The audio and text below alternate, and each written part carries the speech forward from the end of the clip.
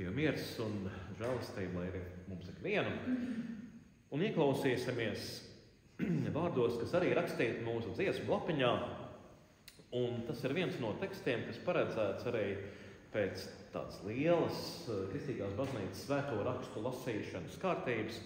Teksts, viens no tekstiem šai svētdienai, no vēstules Filipiešiem 2.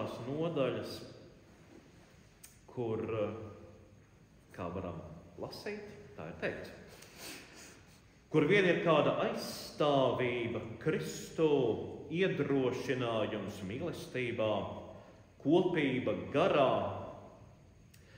ja ir kāda iejūtība un līdzjūtība, piepildiet manu prieku, būdami vienprātībā, kopīgā mīlestībā, vienoti dvēselē un domās, neko nedariet sāncensības vai tukšas slavas dēļ, bet pazemībā vērtējiet cits citu augstāk par sevi, rūpēdamies katrs ne tikai par savu labumu, bet arī par cita labumu, lai jūsos ir tādas pašas domas kā Kristu Jēzu. Tā saka šie svēto rakstu vārdi, un lai Dievs palīdz, ka mēs tos saklausam un ielaižam sevi.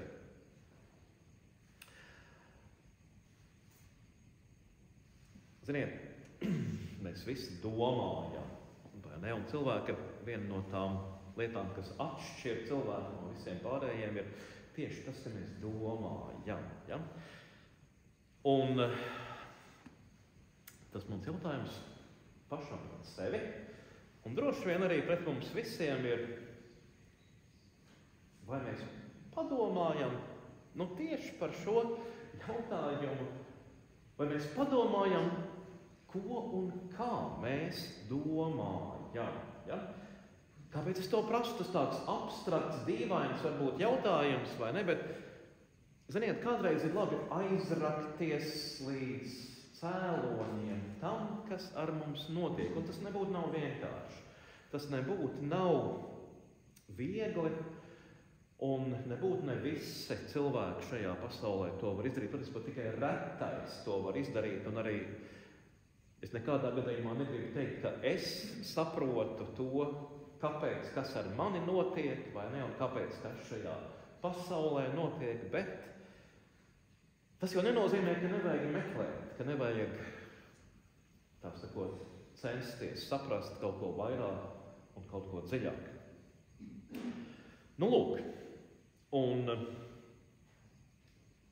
es zinu to, ka kādreiz kādi cilvēki, kas nodarbojas ar, teiksim, psiholoģiju vai pat kādu citu medicīnu, viņi saka, tu zini, viss jau ir tavā galvā īstenībā, vai ne? Tas, kas tev kaiš, protams, ne visas kaitas, bet patiešām ļoti daudz no mūsu kaitēm aizsākas no mūsu domām, ja? No mūsu aizvainojumiem, no mūsu bailēm, no mūsu, teiksim, kādiem konfliktiem. Tas viss ir tas, kas rada kaut kādas sekas. Ja? Sekas, kuras patiesībā mums bieži vien ir neizzināmas, kādreiz arī nesaprotamas pašiem, bet kas reāli iet uz priekšu, apauga ar vēl kaut ko, pievelk varbūt kaut ko. Teiksim, kādreiz ir tā, ka negatīvais pievelk negatīvo, pozitīvais pievelk pozitīvo. Diemžēl, lai gan fizikā ir savādāk, vai ne? Pozitīvais ar negatīvo taisni tur sakļaujās un tā, bet dzīvē notiek tā, ka negatīvais kādreiz pievelk negatīvo un pozitīvais pievelk pozitīvo. Ja? Un tas ir tāds mūsu pieredzes, mūsu domas, mūsu iekšējie impulsi, kas ļoti daudz cilvēku dzīvē nozīmē. Un, ja mēs tā mēģinām savas domas saprast. Varbūt varam nekur tā tālu neiet,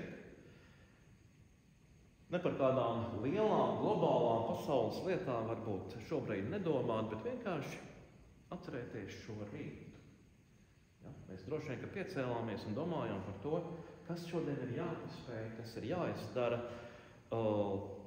kādi pienākumi, kādas rūpes, vai ne? Kādas dzīves problēmas. Bet varbūt pamēģināsim, ja mums tas šorīt neizdevās, rīt no rīta, pirms sākam ieiet tajās dienas rūpēs, mazliet paklusēt un padomāt, šodien es gribu dzīvi nodzīvot šodien, šo mirkli pirms, šo stundu, ar domām, kas ir mazliet augstākas par problēmām, rūpēm, negatīvismu, kas neapšaubām būs jāsastop, kur kāds kaut ko pārmetīs, kāds tev kaut ko liks darīt, kādam tu nepiekritīsi noteikti, ja? Kāds tev nepiekritīs, kāds kaut ko nepieņems no tā, ko tu dari, ko tu saki, kāds tu esi. Bet vispirms es gribu sevi ielaist tās labās domas. Un ziniet, tas apkopojums, kā mums to māca kristīgā tradīcija, ir tas apkopojums ir tas, ka tās domas, ja, tā iekšējā būtība, tās sajūtas, ja tā varētu teikt, kas vada, kas piepilda, kas ir tas virzītājs spēks, kā paraugs, tas ir Kristus. Un tāpēc arī Pāvils tik brīnišķīgi un arī vienkārši šeit pasaka šajā Filipiešu vēstulē, lai jūsos ir tādas pašas domas kā Kristu Jēzu. Un, protams, to var analizēt, kādas tad šajā dievišķajā būtnē ir vai bija tās domas, vai ne? Un tālāk tur viņš runā par šo kalpošanu, ja, šo kalpošanas misiju, kādu tad Jēzus savas dzīves laikā darīja un pildīja.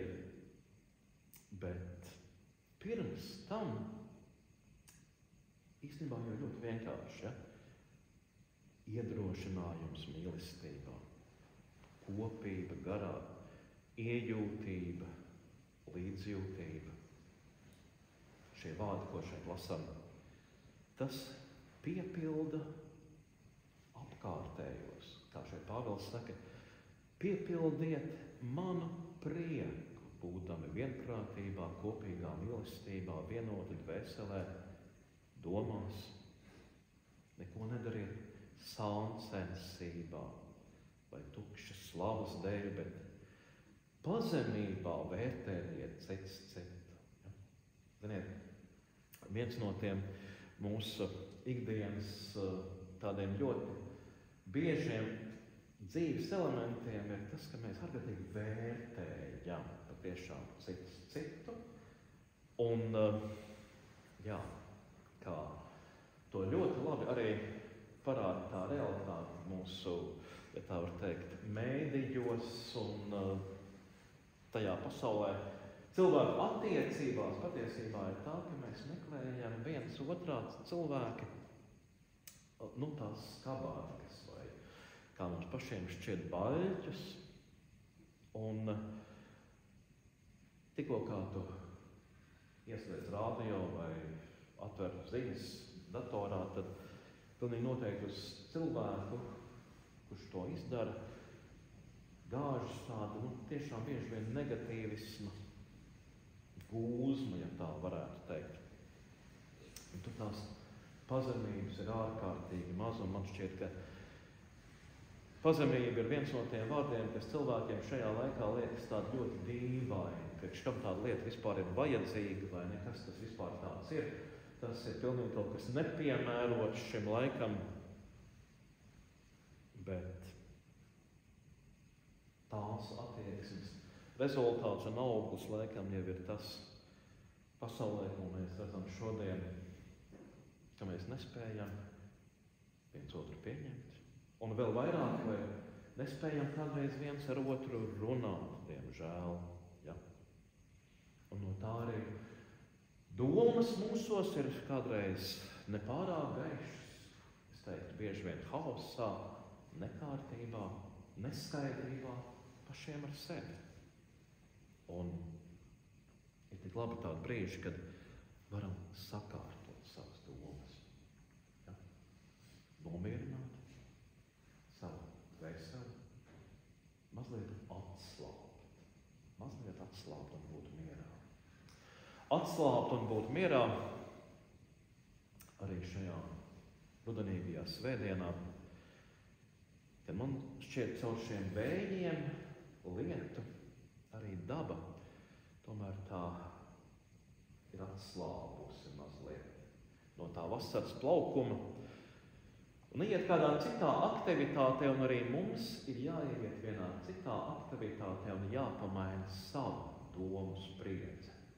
Jānomaina tā, kad lauka darbi iet uz beigām, kad bērni aizlaisti jau skolās, un mēs paši arī ieejam tādā rudens noskaņā. Varbūt nav jādomā par ārkārtīgi tādām abstraktām, garīgām, augstām lietām, bet vienkārši jāpaveicās sev. Kādas šodien ir manas domas, manas sajūtas. Un, ja tā atbild uz to jautājumu varbūt ir ne īpaši tāda, iepriecinoša, tad ko es varu darīt, lai manas domas būtu mazliet gaišākas, manas sajūtas būtu mierīgākas, manas sirds un mans prāts patieši, būtu tuvāk man pašam un tuvāk Dievam. Un to arī šajā rudenīgajā dienā gribu jums vēlēt ar šiem vārdiem no vēstules Filipiešiem, vēlreiz tos atkārtojot, lai jūsos, mūsos ir tādas pašas domas kā Kristu Jēzu. Un, ja vēl domājam, kas tās ir par domām? Miera, mīlestības, vienprātības domas, pazemības domas, kurās mēģināsim mācīties un augt, lai tas notiek. Un tagad vēsmu atkal mums kaut ko nospēlēt skaistu.